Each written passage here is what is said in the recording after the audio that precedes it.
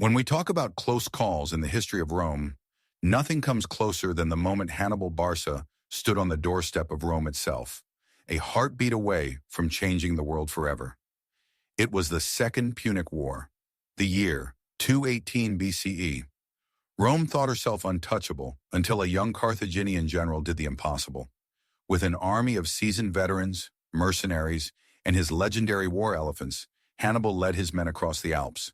The Romans didn't even believe such a feat was possible until he appeared, battered but defiant, in northern Italy.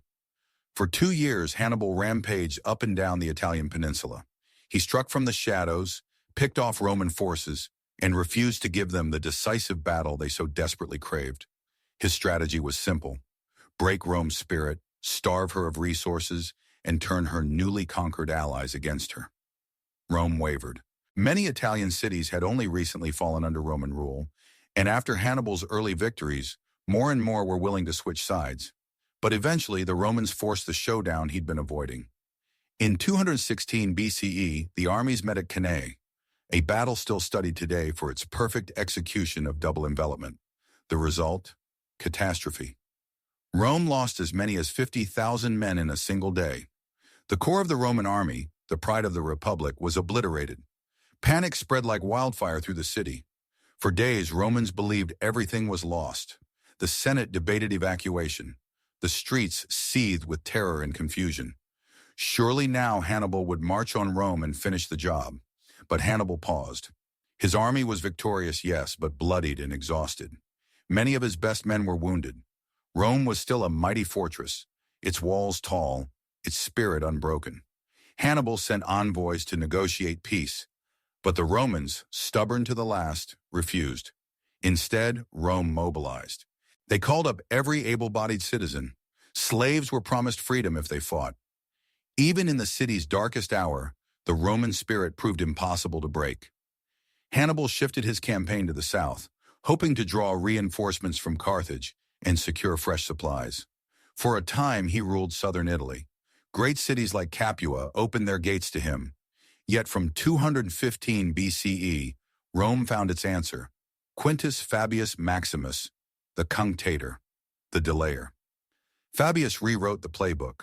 No more open battles, no more playing by Hannibal's rules. He harassed supply lines, set ambushes, burned crops, and simply refused to fight on Hannibal's terms. The Carthaginian army began to bleed, slowly, steadily, inevitably. And while Hannibal struggled in Italy, things were going badly for Carthage elsewhere. Spain, Sicily, and Sardinia all saw setbacks and lost battles. In 201 BCE, Hannibal made a desperate gamble, marching toward Rome itself, hoping to lure the legions into a final confrontation. The Romans didn't take the bait. Instead, they besieged Capua, denying Hannibal a base of support.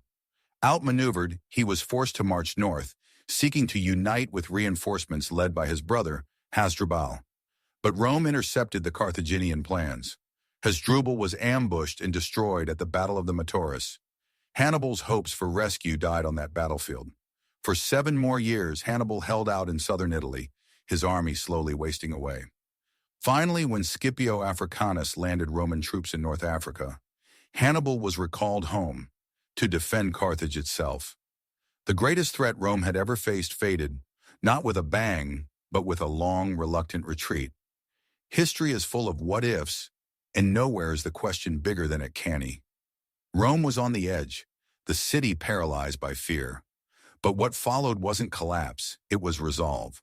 The Romans came together, turned panic into purpose, and learned to fight smarter, not just harder.